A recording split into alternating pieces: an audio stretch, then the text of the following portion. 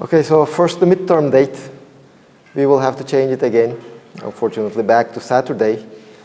On Saturday, there are math exams all in the university, so that was why I had chosen to shift it to Sunday, but apparently on Sunday there is some other centralized exam in the department, so all the classes are reserved for that on Sunday.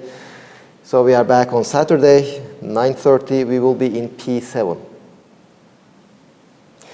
Now, that is a small classroom just across P6. I mean, you just go to the P parts, you take the stairs down. So on the left, you will see a passage. It's a small, dark classroom, which I do not like. But unfortunately, that is the only available classroom for the weekend. Can it be for Monday? Okay, for Monday. So that we have to Monday. days at the weekend to study. Well, you see, the problem with Mondays is that, I tend to have like this 3-hour exam. So we will likely start at, let's say, 5:40, the earliest. So it will end around 9. And I'm not so sure if we will be having the heating. Well, another option can be Tuesday, starting the previous hour. So again, it will be 3 hours. Now, the previous hour, this classroom seems to be empty. So we can start the previous hour. We will have the exam for 3 hours. And we will have a lecture on Wednesday.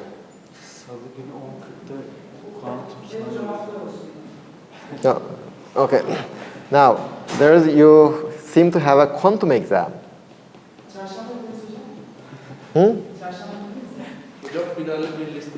No, that's not.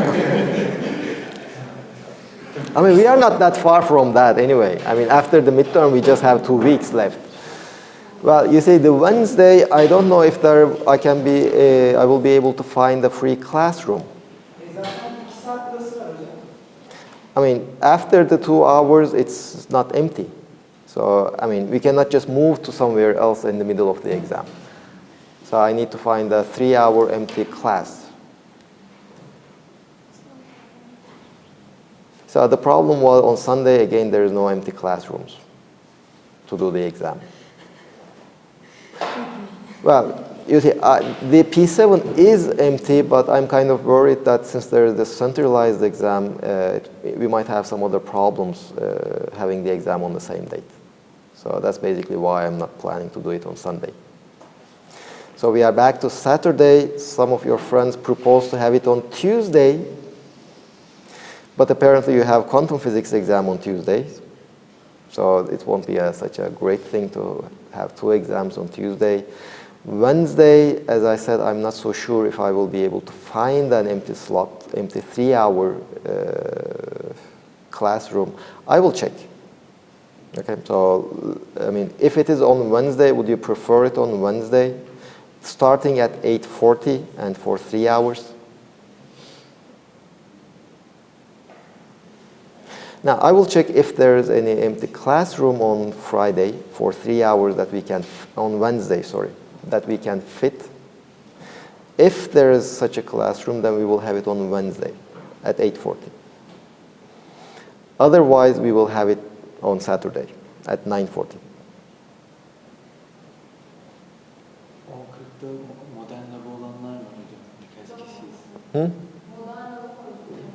Okay, so in that case, Saturday, 9:40, fixed. I mean, I was aware that at least one student had wrote me that she has to be out of town on this Saturday.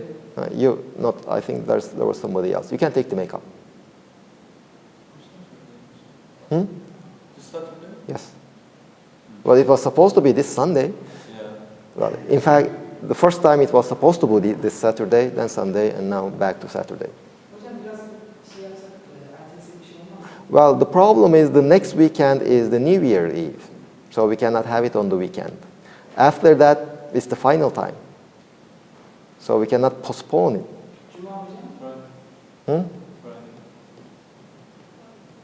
Friday? We have to. Yeah. Okay, so any exams, any other labs on Friday? Again, it depends, of course, if I will be able to find an empty classroom for 3 hours.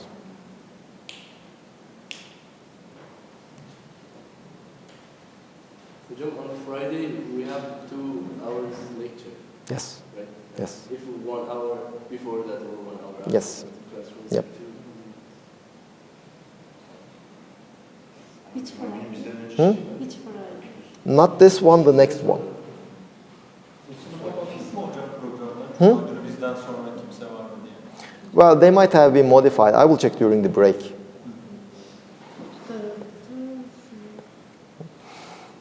It's 30. So you want to go to the new year with just right after the exam. Yee-hoo! Okay, I will check if I can arrange a classroom 30th. Emin değilim ama.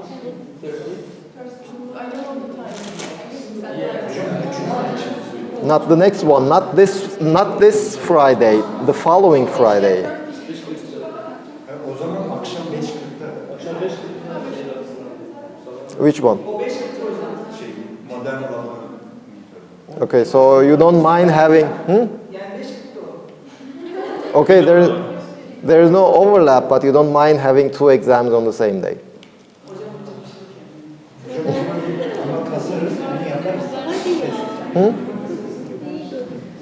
Perşembe mi? Ama genel şey sınıfa bağlı.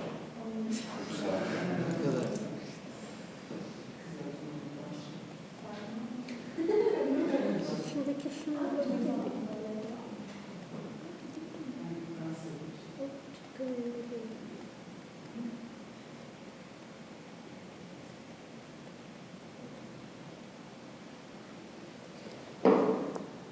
Objections?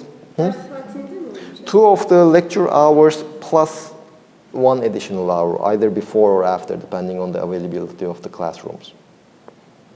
Şu an şu T400'lerde şeyler var ya, oralarda da girebilir miyiz? Well, I would rather not have it because then, even those classrooms will be occupied most probably. You can fit into 2 classrooms. If I can arrange it, I can just pick 2 neighboring classrooms, so 1 assistant would be enough.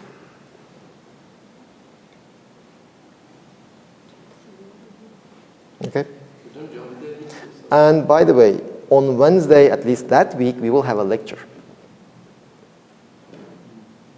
So since we will be losing 2 hours for the exam, we will have those 2 hours on Wednesday. You mean tomorrow? Now next week, or if you want, even tomorrow. But probably next week. And needless to say, everything we do until that Friday is in the exam.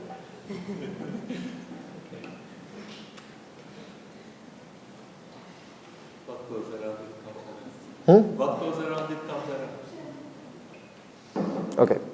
Yes, Poyan, your questions or comment. Actually, I wanted to ask if it is possible to reserve classroom from other departments, but I think it's No, it is possible. But the calculus exam the mathematics exam is carried out in all the departments. So there won't be any empty classroom. Similarly, the centralized examination, my understanding is that it's over all the university.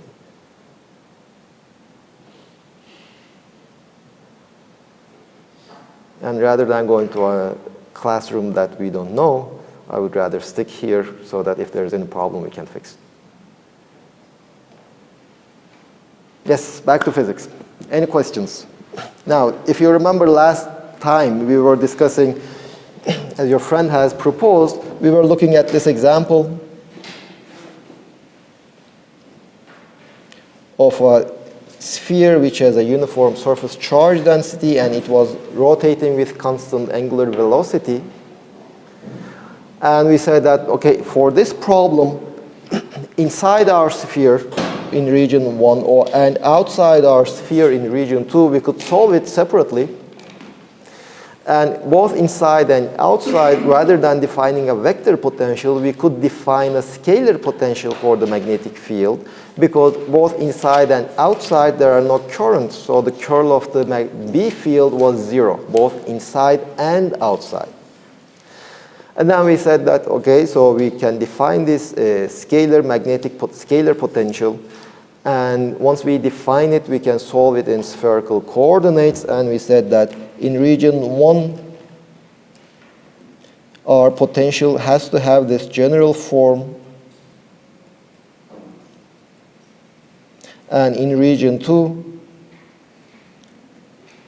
it had to have this form.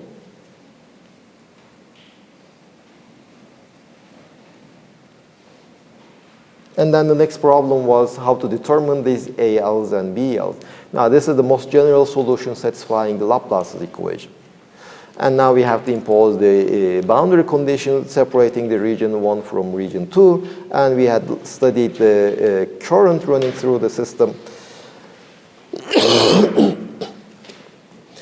And we had shown that the change in the B field in region 1 inside the surface minus the B field outside the surface, we could write this in the form of mu0 n cross k. Well, I'm not so sure about the sign. You can just check the notes. Plus or minus, with a plus or minus sign. This we had shown how to obtain this discontinuity or continuity across the boundary surface, and we know that the B was nothing but minus the gradient of this magnetic scalar potential. So this basically gave us two equations, because B has only two components. Since phi doesn't depend on phi, there is no B phi component, there is a BR and B theta component. So those two components, their continuity or discontinuity, allowed us to determine two sets of equations for these ALs and BLs. And the equations we had obtained were these ones. And this is where we had left.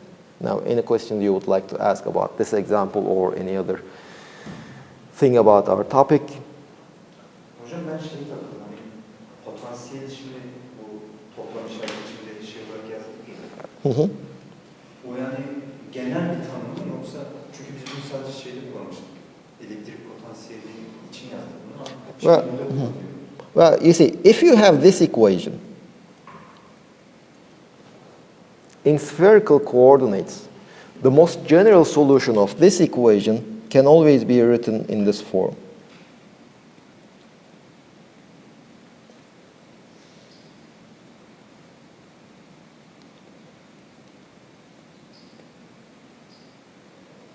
If this function phi is independent of the coordinate phi. So as long as you are looking for a function that satisfies the Laplace's equation, well, that can be a function in electrostatics, your electrostatic potential, or it can be any other function that you like. It can be a function specifying the shape of an elastic sheet stretch in a frame. It satisfies this equation. As long as it satisfies this equation, the solution is this one. If, of course, this is a simplified version of the most general solution. This is the most general expression if you know by some means that your function doesn't depend on the coordinate phi. In our case, that is the case because our system doesn't change as we rotate around the phi axis. So we know that in this problem we can define a magnetic scalar potential, and we also know that that magnetic scalar potential satisfies the Laplace's equation. Furthermore, our system doesn't change under rotations. So that basically tells me that my scalar potential should also be independent of the coordinate phi. So this is the most general expression for my magnetic scalar potential. Now, of course, then I have these two separate regions. I know that my potential should be finite also. In region 1, well, I have the point r is equal to 0. These terms diverge at r equal to 0, all of them. So all of them should be absent. I cannot have this term inside my sphere. And as r goes to infinity, my potential should go to 0. There's nothing at infinity. So that tells me that this term should go to 0 in the outer region, in region 2. That gives me those two solutions in region 1 and region 2. Then I need to determine those unknown coefficients that I call AL and BL. And those conditions I determine by my boundary conditions. You see, I have these two equations satisfied by B. Curl of B should be equal to mu 0 over 4 pi, no, mu 0 times J.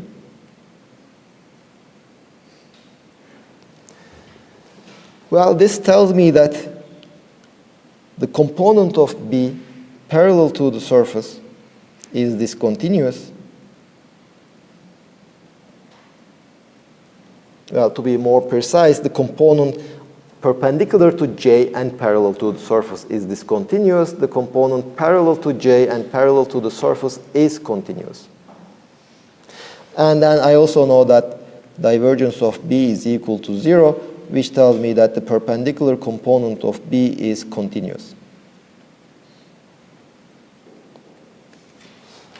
And all of these conditions are summarized in this relation. If you just look at the difference of your B field just inside the surface and just outside the surface, they will differ by this much. K is your surface current density. If there's a surface current, there will be a discontinuity. Just like in electrostatics, if there is a surface electric charge, in that case, the perpendicular component of E is discontinuous.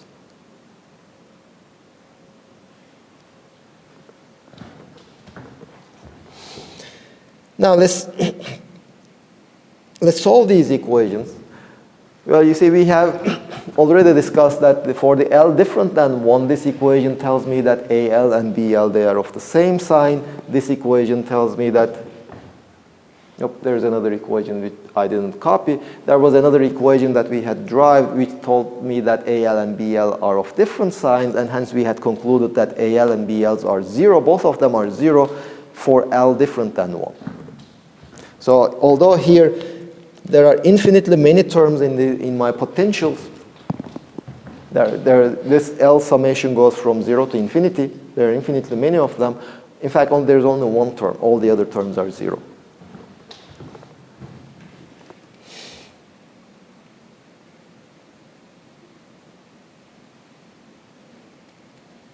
And if we look at the L is equal to 1 term, I have this equation.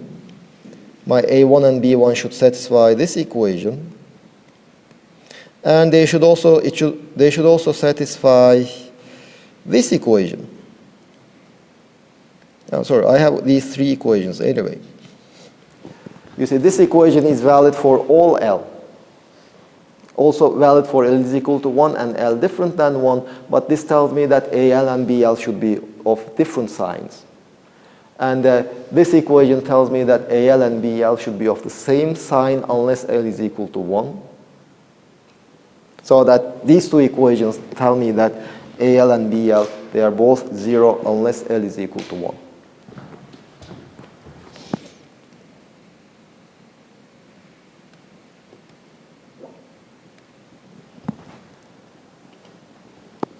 So this equation for L is equal to 1 just gives me, this is 1, R2 to 0, this is 1, this is B1, this is A1,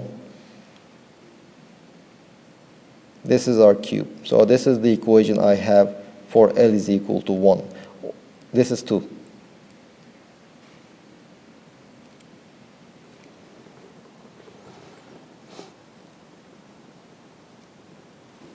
Well, this was one of the things I used to hate when I was a student. The lecturer can just erase on the screen, on the blackboard, and just write over it, but I had to write them all from scratch. Or this tells me that A1 is equal to minus twice B1 over R cubed. So I can just replace that A1 in my first equation. That gives me minus 3B1 over R cubed. This is equal to minus mu 0 omega R times sigma. or B1 is equal to mu 0 over 3 omega r to the 4 sigma. This is my B1 outside. Well, inside, inside I need A1. This is minus 2 B1 over r cubed. This is minus 2/3 mu 0 omega r times sigma. Now I determined all my unknown constants. I know my potentials. Let's say phi 1, phi in region 1, this is inside my sphere. This is A1 times r times P1 cosine theta. This is the L is equal to 1 term. All the other ones I already know that they are 0. This is equal to minus 2 over 3 mu 0 omega r sigma times r cosine theta. So B1, the B field in my region 1, this is nothing but 2/3 mu 0 omega r sigma in the z direction, because r cosine theta is nothing but z. So we find that B field inside our sphere is uniform. You see, it doesn't depend on the coordinate, on my position where I am. So it's rotating around the z-axis inside my sphere. There is a B field created which is uniform and pointing in the z-axis.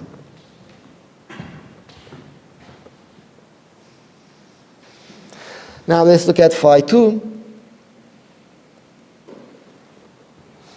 Now phi 2 is B1 over r squared times P1 of cosine theta.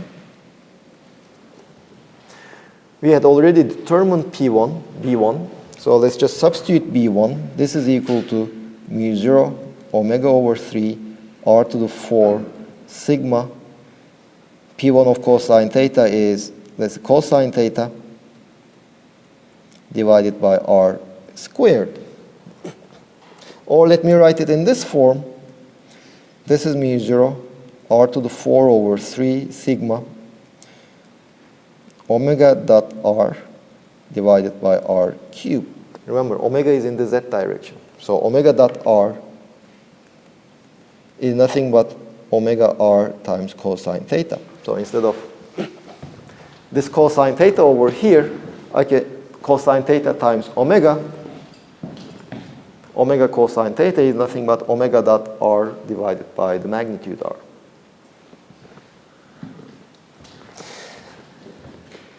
Let me define something.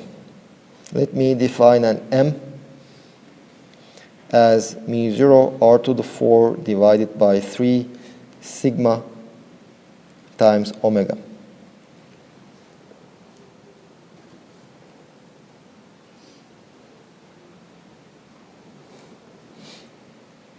Then phi 2 at the point r is nothing but m dot r over r cubed.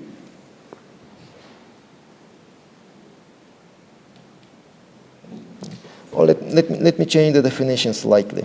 Instead of mu 0, let me put 4 pi. So here I have mu 0 over 4 pi. Now just compare with potential of an electric dipole.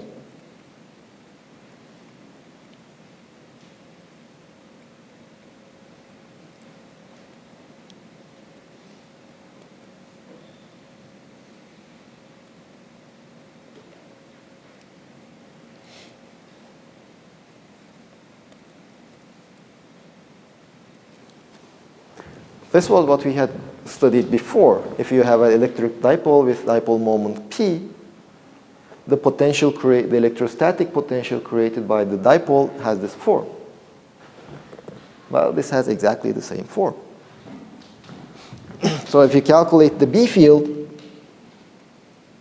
in region 2, this will be just mu 0 over 4 pi 3 in the r hat direction, m dot r hat minus m divided by r cube.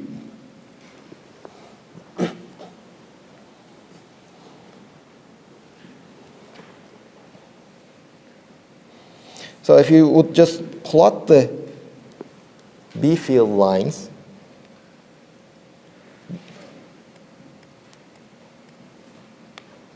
so we have this sphere.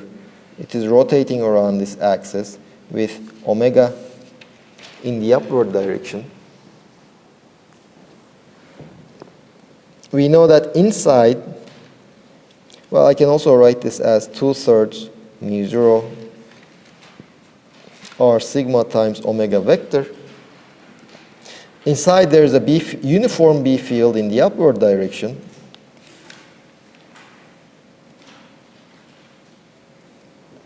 Outside, the B field lines just look like the electric field lines of an electric dipole.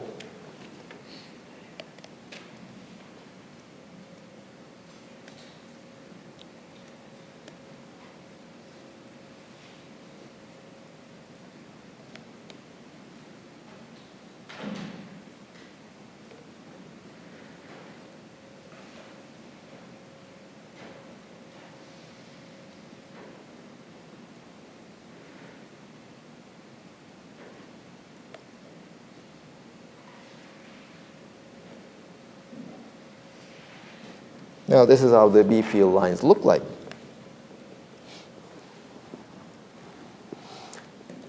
Now, let's obtain the vector potential. We had calculated only the scalar potential, not the vector potential. And before continuing,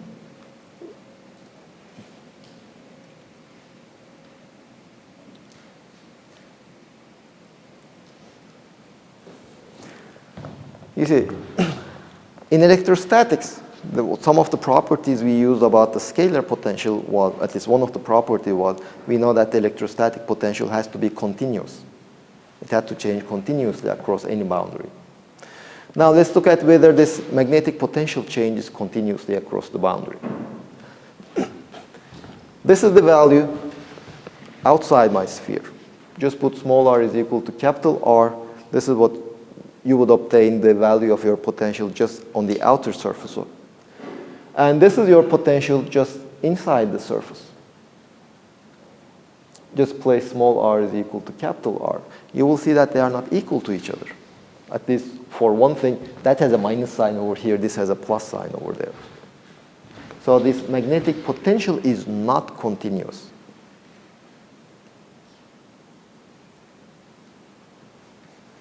Because basically the continuity of the potential just comes from the continuity of the horizontal component of the electric field. We know that in electrostatics, the component of the electric field parallel to the surface is continuous. There's no jump in it. That leads to the continuity of the potential.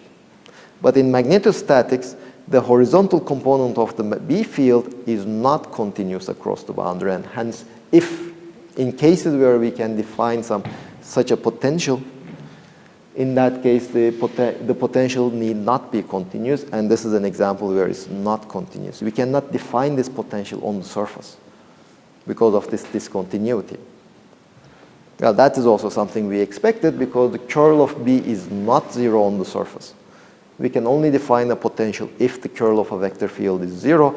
We know that the B field, its curl is zero everywhere except and on the surface, so we can define this potential everywhere except and on the surface.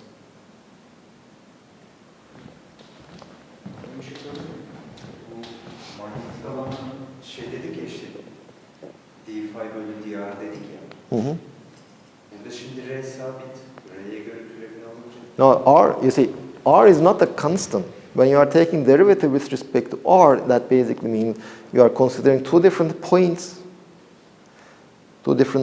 which have slightly different values of R. You are taking that difference.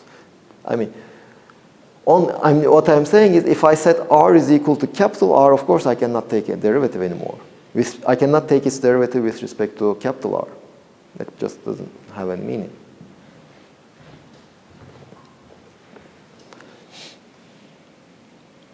Now, we will see what this mu corresponds to. You see, this is our phi. Let me calculate my vector potential outside. You see, I know that B is equal to minus mu 0 over 4 pi times the gradient of m dot r over r cubed. This is how I had defined the potential. Minus the gradient of the potential gives me the vector field. Now, before continuing, I need to convert this somehow to a curl of something. Before continuing, let me just look for how to take the curl of the cross product of two vectors. So maybe if we can just use this, if we know this, we can just somehow relate it to that expression over there. Because we already know that if this were also just an ordinary vector, we know that this we can write as this in terms of the scalar products and multiplied by vectors. So here I have this scalar product multiplied by a vector. So that's kind of my motivation. So there's this possibility that we can relate this one to that expression over there. Now let me look at do you remember what this is?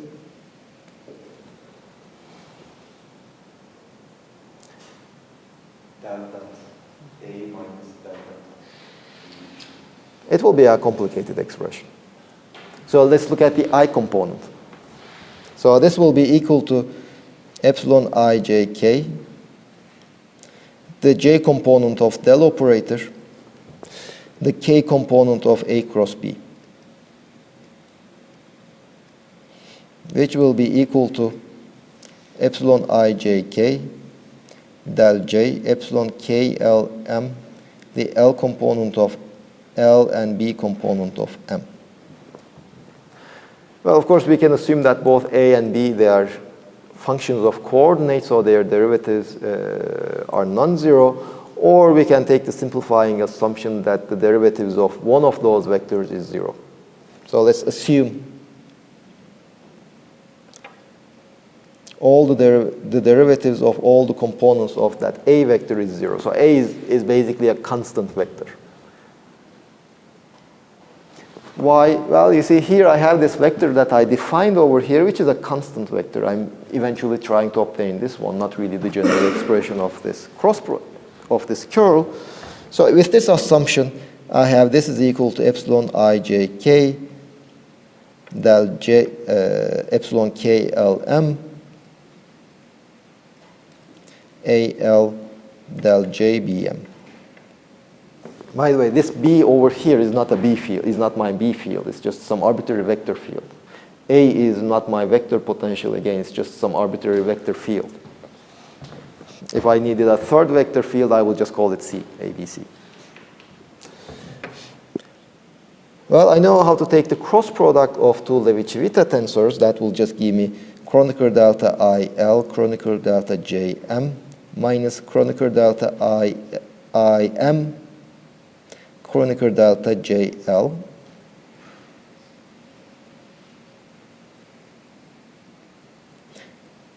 Which will be AI, divergence of B, minus A dot del BI.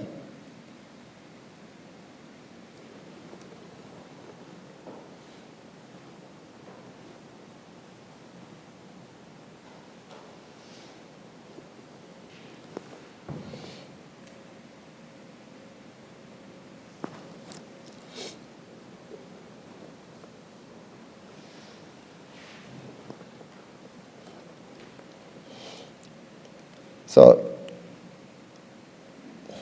curl of A curl B, assuming that A is a constant vector,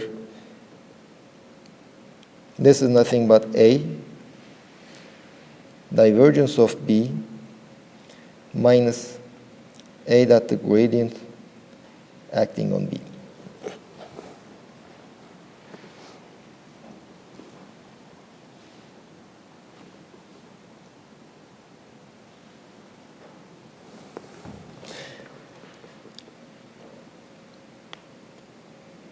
Now this is what I want.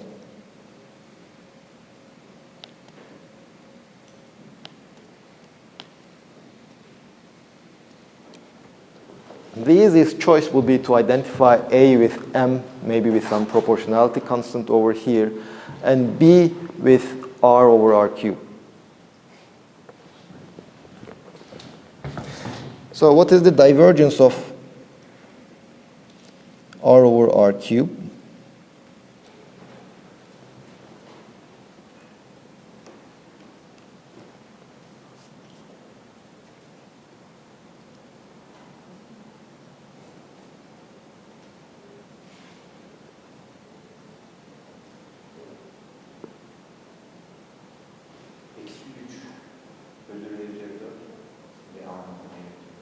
Well, you see, is there a similarity of this with something you know in electrostatics? It will be a Dirac delta function. This is up to a proportionality constant, nothing but the electric field corresponding to a point charge at the origin. So the divergence of the electric field just gives me epsilon zero times the charge density. For a point charge, the charge density is nothing but the Dirac delta. If you just put in the coefficients, this is just 4 pi Dirac delta of R, which is 0 in region 2. Remember, region 2 is outside my sphere. That region doesn't contain the point R is equal to 0. And if R is non-zero, this Dirac delta function is always 0. So that is kind of nice, because if this identification of this B field over here with this R over R cubed, if we make that identification, if we can justify that identification, then we know that this term is 0 anyway in our region. Now, so what remains is this term, but is that term equal to this one?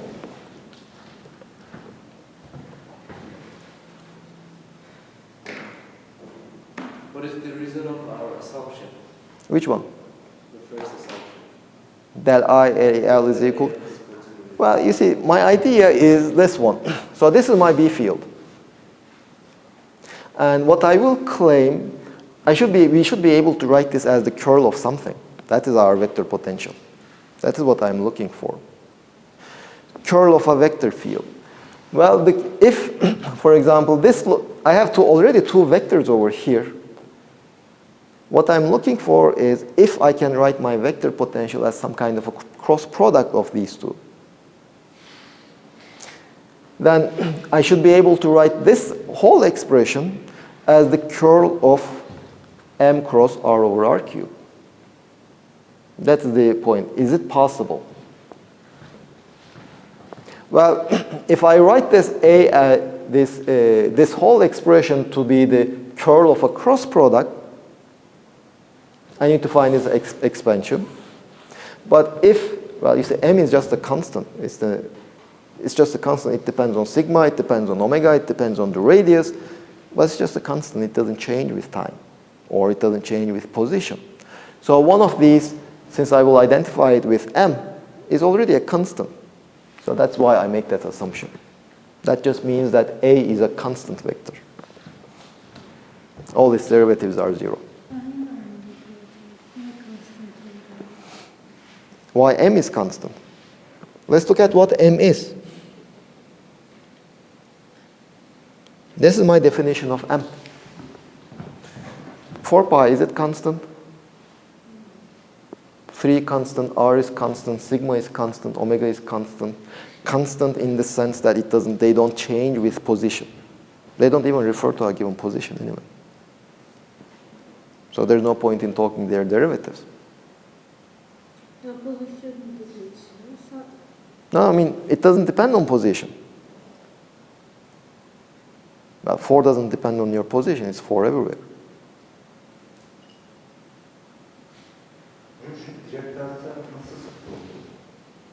Well, you see, what we are looking for is this B, the vector potential corresponding to this B field. But this B field is outside my sphere. And that region doesn't contain the R is equal to 0 point. Since there is no r is equal to 0 point, Dirac delta of r is always 0 in that region. Hocam bir şey soracağım. Yes.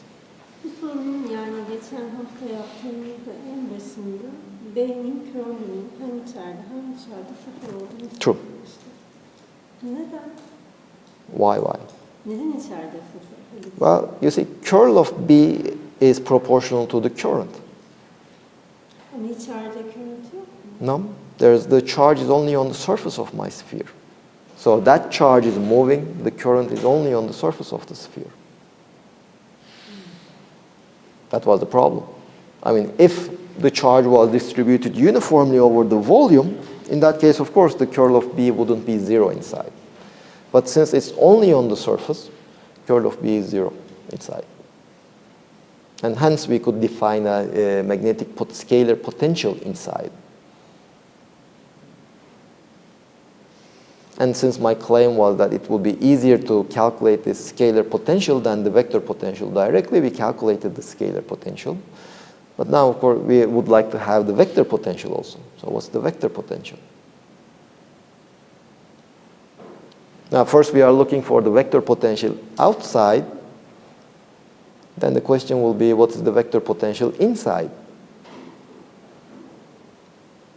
Bir şey sorayım. Şimdi şurada hani şu değerli yazdığımız şeyde şuradaki ikinci terim aynı dedik ya. Eksi A. Well, you see, if I identify this B field, this arbitrary vector field with R over R cubed, in that case, this would be 0 in my region. So this term is equal to this one. So then is the next question. This doesn't really look like this one. You see, here I have the del operator. I take its scalar product with this constant vector, and then I multiply it with this second B field, second vector field. Here, I just multiply these two vector fields and multiply with, and then take the gradient of that scalar. Let's see that they are equal to each other. Let me just make a small change to avoid some confusion. Let me just denote these as small a's and small b's.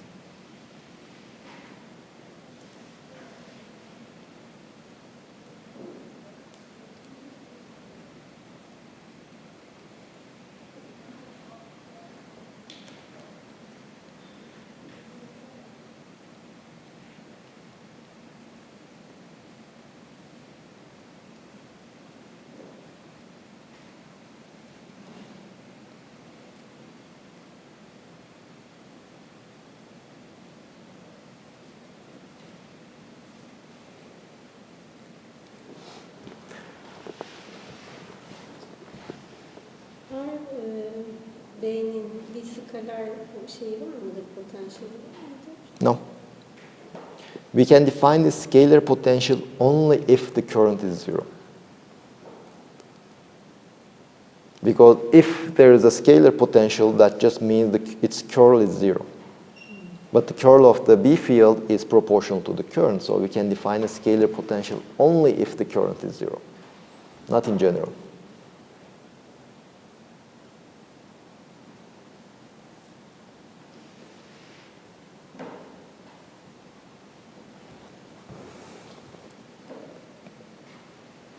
So let's proceed. Now let me look at this one.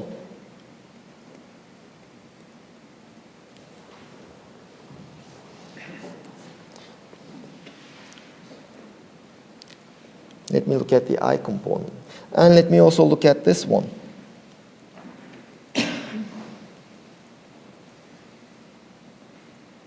And the I component. I will try to compare these two. So the first one is equal to AJ del J BI.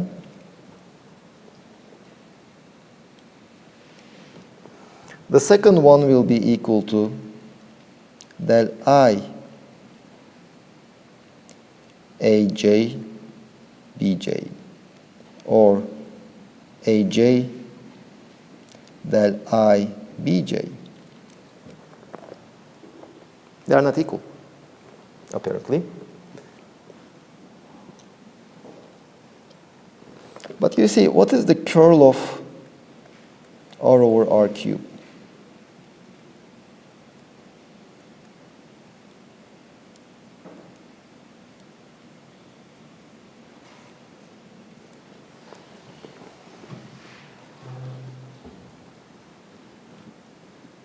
Again, just use your knowledge in electrostatics.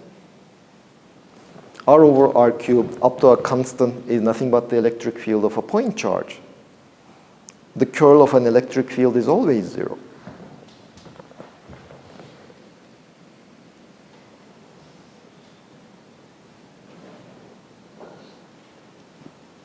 But this tells me that if I take the I derivative of R over the j component of R over R cubed, this should be equal to the j derivative of the I component of R over R cubed. Just remember the expression of the curl. If you, for example, if you take the z component of this curl, that is the the derivative of the y component with respect to x minus the derivative of the x component with respect to y. This should be 0, this difference.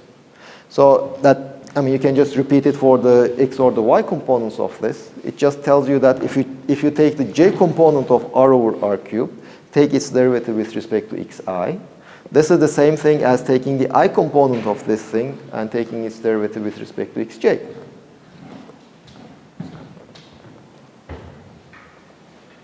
Well, this is nice because under this assumption, under this condition, you see here I have the j component of b, I'm taking its derivative with respect to xi. Here I have the I component of b taking its derivative with respect to xj. This will be equal if the curl of b is 0.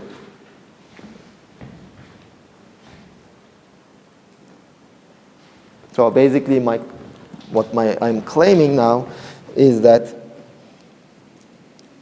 A dot the gradient of B is equal to the gradient of A dot B if curl of B is equal to 0.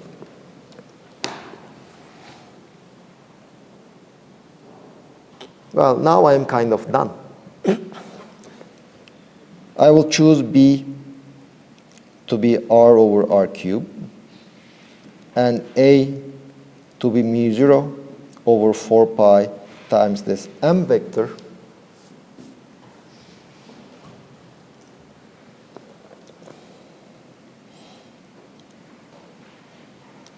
and then this one over here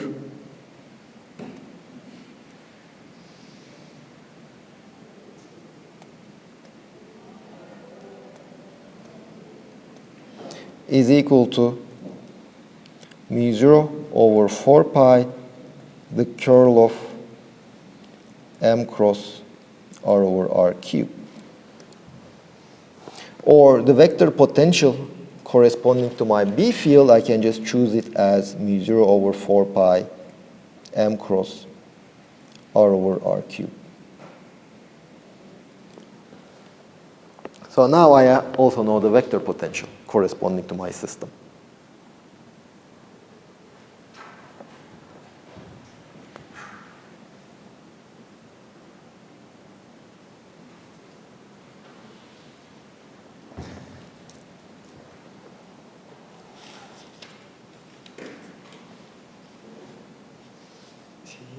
Daha gösterebilir misiniz hocam? Twitter'ı kullandık ya, o işlemleri kaçırdım. Here. Biraz aşağısı dalyanın çeşitliği gösterirken bu sayfanın başında. This one. Now, what I did is this one. My expression that I'm looking for has this form. It is the gradient of the scalar product of two vectors. I'm just wondering if I can write this in this form. This is not the gradient of anything. Now, when I write the components, I see that they are not in general equal to each other. Here I have, okay, both of them start with aj. Okay, that is common. But what is multiplying aj is in one of them the derivative of bi with respect to xj. On the other one, I have bj, its derivative with respect to xi. In general, they won't be equal unless these two derivatives are equal to each other. But those two derivatives will be equal to each other if the curl of b is 0. So that is what I'm claiming over here. R over R cubed, its curl is already 0. But this tells me that if I take one component, the j component, take its derivative with respect to xi, this just tells me that it's the same thing as taking its I component instead of the j component, but taking its derivative with respect to xj instead of xi. So for this R over R cubed vector, I know that if B is R over R cubed vector, then I know that these two expressions are equal.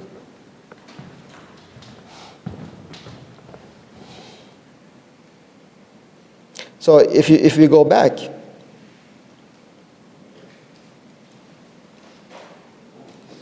I already know that if I assume that the B vector field over here is R over R cubed,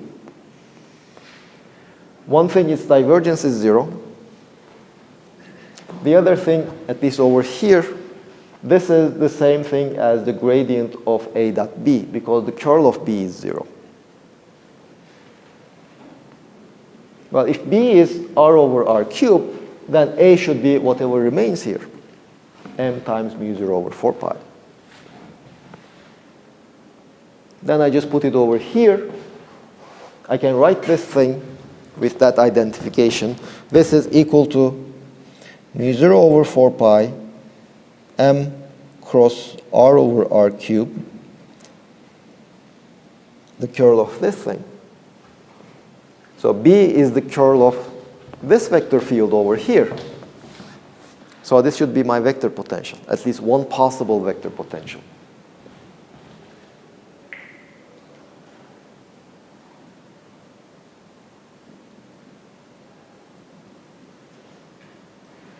Now, before you go for a break, let's also look at one more thing with this problem, and then we will be over with this problem. So this is the vector potential outside. Let's look at the B field inside, which we had already said that it is uniform.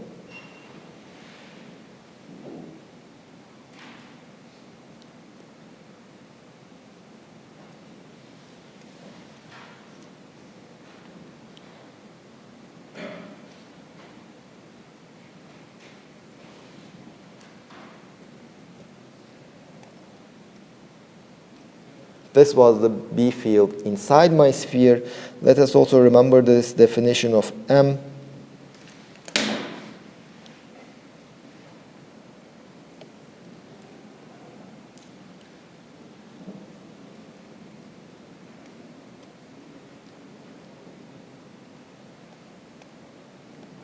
This is my M.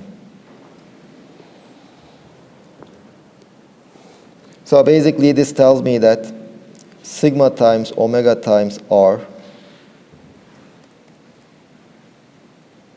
this is equal to M over 4 pi over 3 R cubed.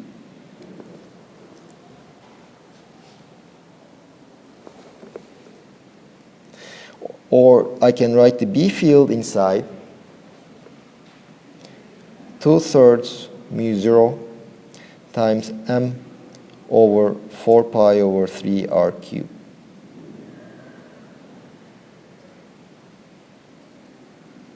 I will not do any more simplification here, because you see this factor over here is just the volume. So I would rather keep it as the volume of my sphere. Now it will be significant later on.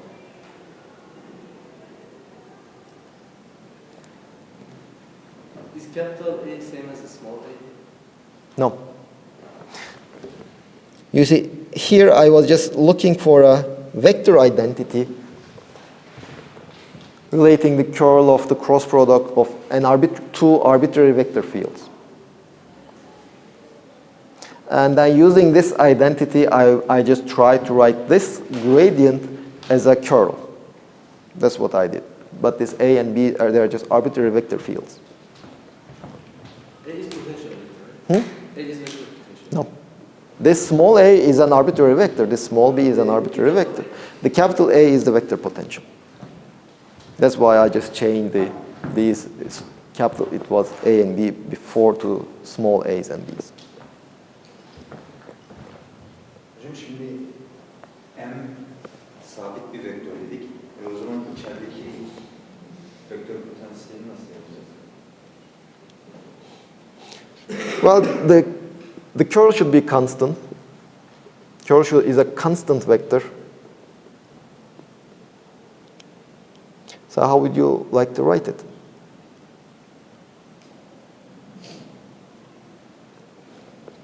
Let's look at curl of M cross R.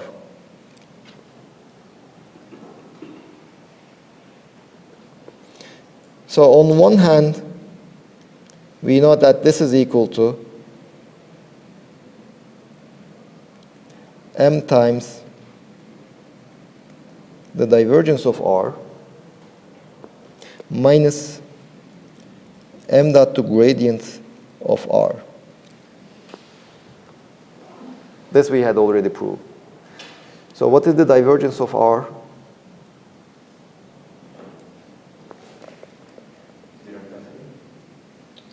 Now the divergence of R over R cubed is R Dirac delta. You say this is del I del over del xi of xi.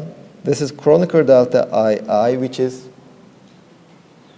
what is Kronecker delta II? No, it is 3. Remember, I'm summing over I. This is 3. Now let's look at M dot, the gradient of R. This is Mi del I, del over del xi. Let me look at the j component. Times xj. This is equal to Mi Kronecker delta ij. This is equal to mj. So the curl of M cross R is equal to M times 3 minus M, which is 2M, which allows me to write M as 1 over 2 curl of M cross R. Well, let's go back. B is equal to 2/3. You see, I have this B over here, mu 0, M over V. This is my B field inside. This is equal to 2/3 mu 0 times 1 over the volume of my sphere. Instead of M, I can just write 1 over 2 curl of M cross R. So these cancel. I get the curl of mu 0 over 3 times V M cross R. So A in region 1, I can write it as mu 0 over 3V M cross R.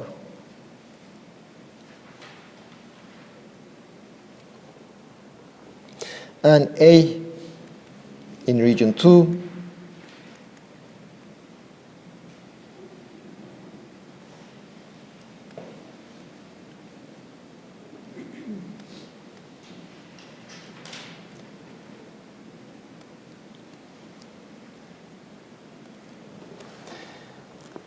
is this one, or let me write it in a different form. This is mu 0 over 3 times 4 pi over 3 r small r cubed M cross R.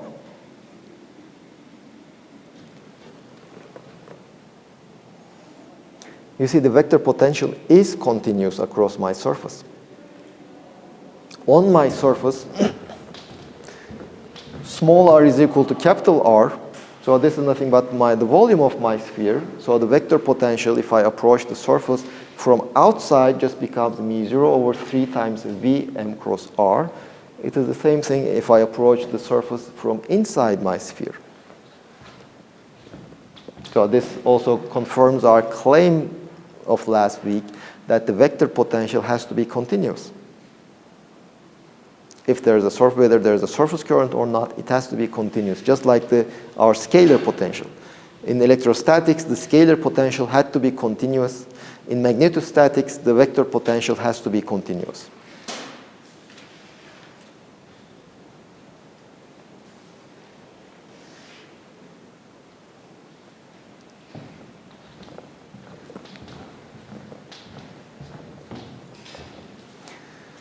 Okay, let's give a break here, a 10-minute break. Now, after the break, what we will do is, what is this amp?